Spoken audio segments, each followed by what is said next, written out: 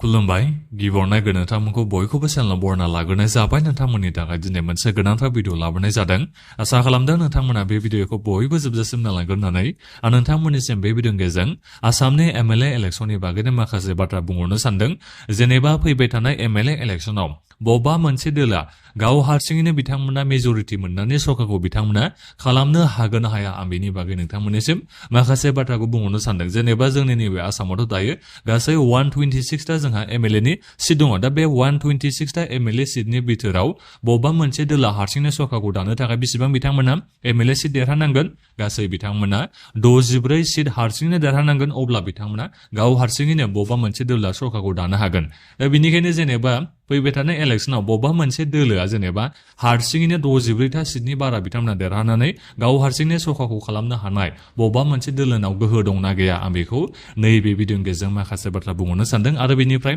जोंनि नैबे बिटिसिआवबोथ' जोंहा 15 ता एमएलए सिट दङ दा बिनि बागैबो नोंथांमोननिसिम माखासे बाथ्राखौ बुंहरनो सानदों बयबो नोंथांमोना भिडिअखौल' जोबजासिम नायलांबानो जाबाय दा बेनिफ्राय आंनि नोंथांमोननिसिम मोनसे खावलायबो थाग्रोबाय गिबियावनो गासिबो नोंथांमोना चेनेलखौ साबस्क्राइब खालामना लाग्रोलायनानै जाहाथे नोंथांमोना बेबादिनो भिडिअखौ नैबे चेनेलनि गेजेरजों मोनबाय थानो हायो दा नोंथांमोना गासिबो मिथिना मोनखाजोब्बाय जोंनि नैबे आसामाव गासै 126 ता जोंहा एमएलए सिट दङ दा बेवहाय मोनसे पार्टिया जुदि गाव हारसिंनो सरकारखौ दानो थाखाय एबा मेजरिटि मार्कआ जाहैबाय सरकारखौ खालामनो थाखाय 64 ता जोंहा एमएलए सिटनि गोनां सरकारखौ खालामनो थाखाय दा बेनिफ्राय 2021 आव जेब्ला जोंनि नैबे आसामाव एमएलए जोंहा इलेक्सन जादोंमोन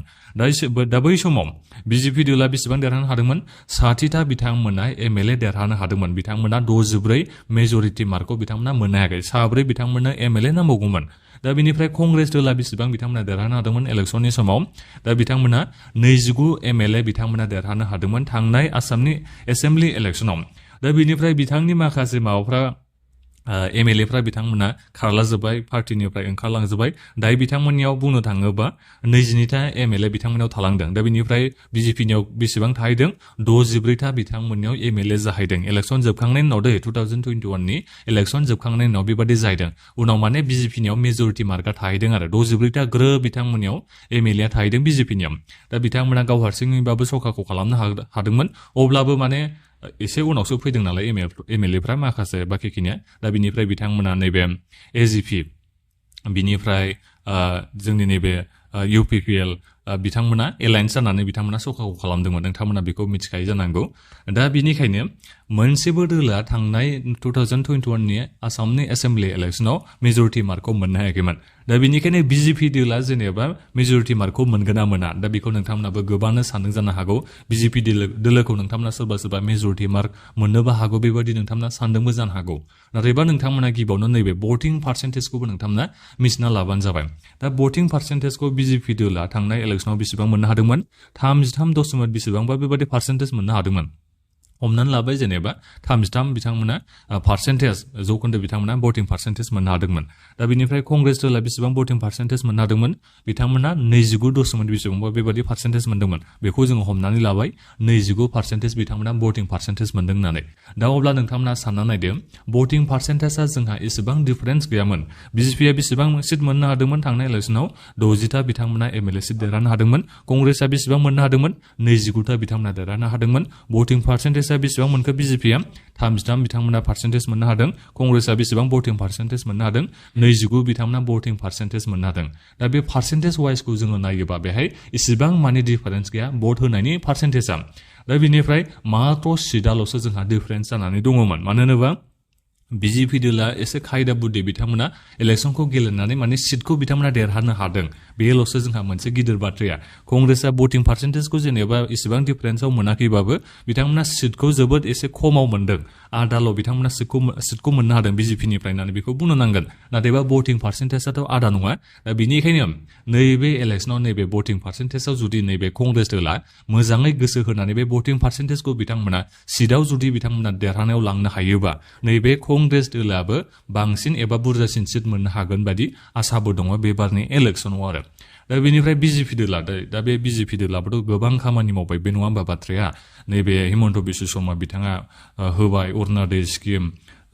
स्टुडेन्टफोरनो फैसा होबाय निजुत मयना निजुतबाबो बायदि बायदि स्किम लाबोनानै गोबां बिथाङा खामानि मावबाय नोंथांमोनाबो नुबाय अब्लाबो दा बिथाङा भट मोननो हागोन दा बे मोनसे बाथ्रा जेनेबा नोंथांमोनाथ' मिथिना मोनबाय एबा नोंथांमोना मोनबाय अरुणाचलानो जा बायदियानो जा अब्लाबो नोंथांमोना सरकारनि फारसे गोजोननाय दंना गैया दा बे मोनसे गिदिर कुइसन नङा होमबा दा बेनिखायनो नोंथांमोनाबोथ' ओरैनो बे अरुणाचल स्किमनि फैसा मोनबानो सेल्फ हेल्प ग्रुपनि एबा दंफां गायनायनि 10,000 फैसा मोनबान्दि एबा माबा मोनसे सरकारनिफ्राय मोनबान्दि भटखौ होगोन बेबोथ' नङा नालाय सरकारथ' नोंनो होखागोनखा जिखुनु जाया सरकारानो फैया मानो नोंथांमोननिसिम बेफोरबायदि मुलाम्फाखौथ' आजिखालि गुबुन स्टेटआबो होगासिनो दङ दा बेनिखायनो जोंनि नैबे आसामावबो बेबायदिनो मुलाम्फाखौ बिथांमोनाबो होनांगौ जानानै फैदों आरो आसामाव दा बेनिखायनो बेबायदि होनायाथ' एसेबां गिदिर बाथ्रा नङा नाथायबा नोंथांमोननि गोसोआसो दा गोजोनगोना गोजोनाखै नैबे बिजेपि दोलोनि सरकार दानायखौ थांनाय फार्स्ट बोसोरनिखौ दा बे मोनसे बाथ्रा नङा होमबा भटआसो नोंथांमोना सोरना होयो बेसो मोनसे डिपेन्ड जागोन अब्लाबो बिजेपि दोला बिथांमोना बे बाराव बुंदों आरो हिमन्त बिश्व शर्मा बिथाङा जे 90निफ्राय लानानै 100 बिथांमोना एमएलए सिटआव देरहानो हागोन जाहैबाय दा बेबादि जुदि जायोबा जेनेबा होननानै बुंदों दै जुदि बिजेपि दोला गाव हारसिङैनो 90-100 बिथांमोना एमएलए सिट देरहानो हायोबा बिथांमोना गाव हारसिंनो सरकार दानो हाबाय बिजेपि दोला रावनिबो बे सापर्ट बिथांमोननो नांला जेराव जोंहा 64ल'सो नांगौ नालाय सरकारखौ दानो थाखाय दा बे 64नि बिथांमोना एसेबांबा बारा मोनखागोन जुदि 90-100 बिथांमोना बेबायदि एमएलए सिटखौ देरहानो हायोबा दा बेवहायसो जोंनि नैबे बिटिसिनि थाखाय गाज्रि रादाब जासिगोन गाज्रि होननानै खबरा मोजां जानाय नङा होननानै बेखौ बुंनो नांगोन मानो होनोबा पावारा बिथांमोनावनो थाजोबखागोन आखायाव रावनिबो फारसे बिथांमोना खोमा सुनांगौनि गोनांथि जानाय नङा बेबादि बिथांमोना खालामनो हागौ जुदि बिजेपि दोला हारसिङैनो मेजरिटि मार्क मोननानै बिथांमोना सरकारखौ आसामाव खालामनो हायोबा दा बेखौ जोंनि नैबे बिटिसिना एसे साननांसिगोन आरो जेनेबा बिटिसिआव जोंहा 15था जोंहा एमएलए नि जोंहा सिट दं नालाय दा बे 15था एमएलए सिटआव जेनेबा हमनानै लाबाय बिपिएफआनो जा इउपिपिएलआनो जा जायखिजाया देरहाबाय बिजेपिआथ' 7ल'सो होखादों नालाय दा बेनिखायनो जुदि आसामाव नैबे बिजेपि दोला गाव हारसिङैनो 90-100 बेबादि बिथांमोना सिट मोननो हायोबा बिथांमोननो जोंनि नैबे बिटिसिनि जा एमएलए दङ बिथांमोननि सापर्ट बिथांमोना लायाबो जानो हागौ उनाव बेबादि जायोबा जोंनि नैबे बिटिसिनिफ्राय सोरबा 2-3 बेबादि मिनिस्टार मोननांगौबाबो बेबादि मोनै जाहैगोन दा बेनिखायनो बिजेपि दोला आंनिबा मेजरिटि मार्कखौ मोननाङा आरो 64 सिटनि गाहायाव बिथांमोना फैनाय जानांगोन अब्लासो जोंनि नैबे बिटिसिआव जा जोंहा 15था जोंहा एमएलए नि जोंहा समस्ति दङ दा बेहाय जोंनिया माने बिफाव लाबोगोन अब्ला जोंनि नैबे इउपिपिएलआनो जा बिपिएफआनो जा बिथांमोना खैजनसो देरहालाङो दा जेखायानो जा मानो बिथांमोना माने डिमान्ड खालामनो हानाय बिथांमोननियाव पावारा थाहैगोन जे जोंनो बेबादि 2-3 मिनिस्टार नांगोन होननानै बिथांमोननियाव बिनो हानाय मोन्थायाबो एसे बारासिन जाहैगोन जुदि नैबे बिजेपि दोला हारसिङैनो मेजरिटि मार्कखौ बिथांमोना मोननो हायाबा दा नोंथांमोना बेखौ सानना नायबानो जाबाय बिजेपि दोला जुदि हारसिङैनो मेजरिटि मार्कखौ मोननानै जुदि सरकारखौ बिथांमोना दानो हायोबा बिथांमोना थाल लागोनसो जोंनि बे रिजनेल पार्टिफोरखौ थाल लानाय नङा बादि आंनि साननाय आरो बे आंनि अपिनियनसो दे बेयो आं सानदों बेखौनो आं नोंथांमोननिसिम खोन्थाहरदों नोंथांमोनाबो सानना नायबानो जाबाय जेनेबा बिजेपि दोला 64थानि बारा बिथांमोना मोनबाय सरकारखौ हारसिंनो बिथांमोना दानो हाखाबाय अब्ला बिथांमोना फिसा बे जोंनि रिजनेल पार्टिफोरनि बाथ्राखौ बिथांमोना खोनासंगोनसो आंनि साननायाव खोनासंनाय नङा बादि आरो दा बेनिखायनो बिजेपि दोला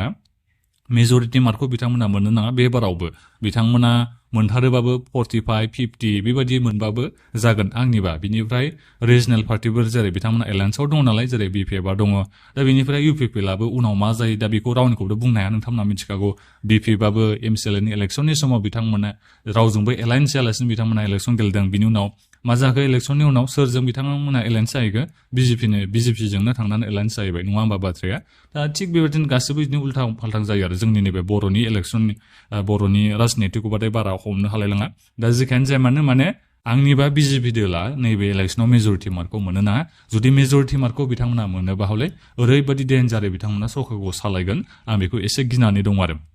नैबे रिजनेल पार्टिफोरनि माखासे बाथ्राखौ बिथांमोना खोनासङाबो जानो हागौ ओरै माने पावारफुलि बिथांमोना सरकारखौ दानो हागोन नाथायबा जुदि बिथांमोना मेजरिटि मार्क मोनाबासो जोंनि नैबे 15था एमएलए नि जोंहा सिटआ जोबोद पावारफुल जाहैगोन अब्ला जों गोबां माखासे मिनिस्टारखौ डिमान्ड खालामनो हागोन बेबादि जोंनियाव पावारफुल गोहोआ जोंनि नैबे बिटिसिनिफ्रायबो जागोन आरो दा बेनिखायनो आंनि साननाय आरो नैबे बिजेपि दोला मेजरिटि मार्क मोनालासिनो 45-50 बेबादि सिट मोनबाबो जेबो नङा ओरै फारसे